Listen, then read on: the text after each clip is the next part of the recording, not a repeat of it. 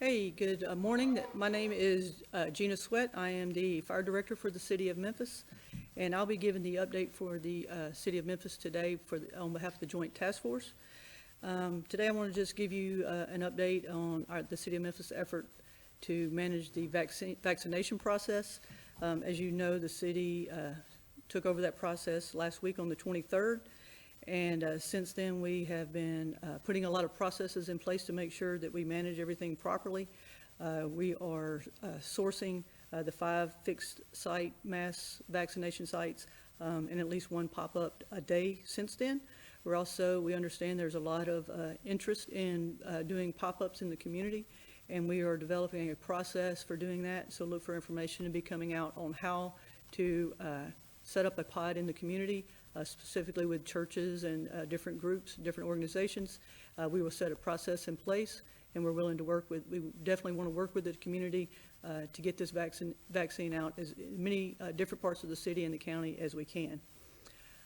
Since we put the processes in place, we've also been identifying key personnel to put in place so that we have backups to backups. I'm actually Chief McGowan's backup as the accountability person for the process. And so we've identified a lot of people and putting those pieces in place, getting people trained, and making sure that we are documenting and getting all the information captured as it should be. I know we do recognize that for some time there's been a lot of concern about the scheduling process. We have been meeting with the state, and we have been, hopefully we will be bringing on the VRAS registration and management system from the state. Our personnel we identified our key personnel. They received training from the state on yesterday, and we hope to be able to bring that on board in our community by mid-March. That's a lot more robust system than the Sign Up Genius, and we believe that once we get that in place, it's going to really help with a lot of the confusion we've had in the past, and it's also going to be a lot more user-friendly for the public. We also had visitors to our site, our city site this week from the CDC and from the state of Tennessee.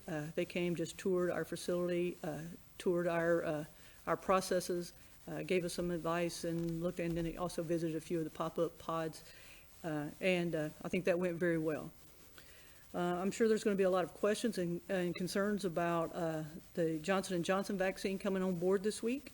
I can tell you that we have a weekly apportionment meeting with the state. We held that on yesterday, and I can tell you we will not be receiving large quantities of Johnson & Johnson for at least the next 2 weeks. So it'll be at least 2 weeks out before we start receiving that, and we'll be putting processes in place so that we make sure that we can receive that, store it properly, and then determine how we're going to get that out into our community. As far as vaccines, yesterday, at all of our fixed pods and our pop-up pods, we were able to get 4,868 shots in arms.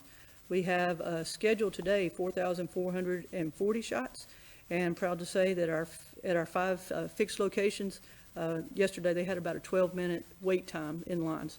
So I think that was very good. We've really been working on getting that wait time down so that we can be more conscious of everyone's time and get those as efficiently and effectively as possible. So for now,